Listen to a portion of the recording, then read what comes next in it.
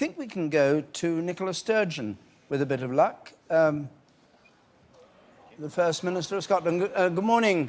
Good morning.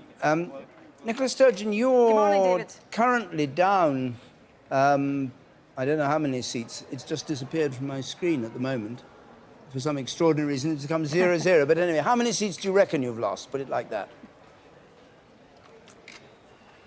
Well, we're still waiting for the final tally, but what I think we're pretty clear about is that we will have one more seats than all of the other parties combined. So I think the first point I need to make is the SNP has won this election in Scotland. It will be our second best ever result in a Westminster election.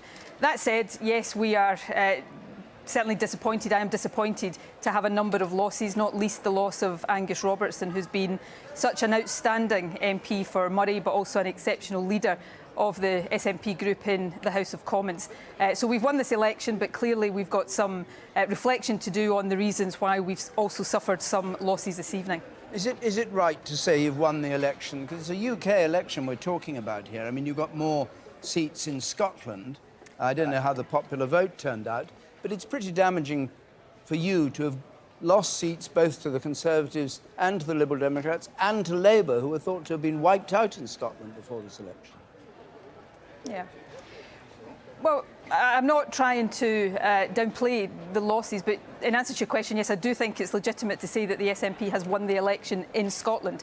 We will have, I think, more seats in Scotland than all of the other parties combined, and we'll have more votes than any other party. So, you know, by any definition, that is a winning of the election in Scotland. You know, there's been a number of factors at play in this election. I don't think there's any doubt about that. There's been a late surge to Jeremy Corbyn across the UK, including in Scotland, which wasn't necessarily detected in the polls in Scotland in the same way that it was elsewhere in the UK.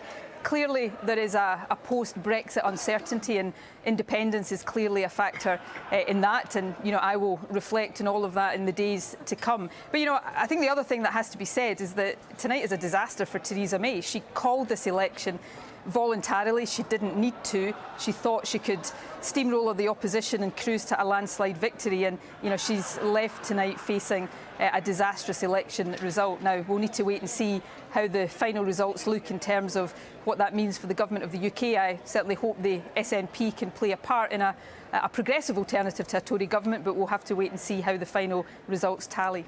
But what would you like to see happen? I mean, you want both independence and you want to remain in the EU.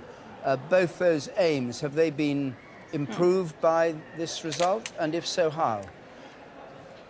Well, look, I'm going to take time to reflect on this. It's, 4 o'clock in the morning, and like all other politicians, I've not had any sleep in quite some time. So I'm not going to rush to hasty judgments or decisions. But clearly there's thinking for me to do about the SNP result. I'm not going to let us lose sight of the fact the SNP has won this election in Scotland, but clearly, equally, I'm not going to try and gloss over the fact that we have suffered some losses this evening. Once we know what the final result is tomorrow, I think it's very likely that the SNP will be the third largest party in Westminster, as we were in the last Parliament. So we'll want to, if we possibly can, try to be part of a progressive alliance that is an alternative to the Tories, but that will very much depend on how the arithmetic looks when the final results are in. And when we talk arithmetic, are you slightly chastened when you say we've won this election, that you don't have 50% of the popular vote in Scotland, probably something under 40% of the popular vote? It's only the electoral system, which of course you don't have for Holyrood, that allows you to say you're the largest party.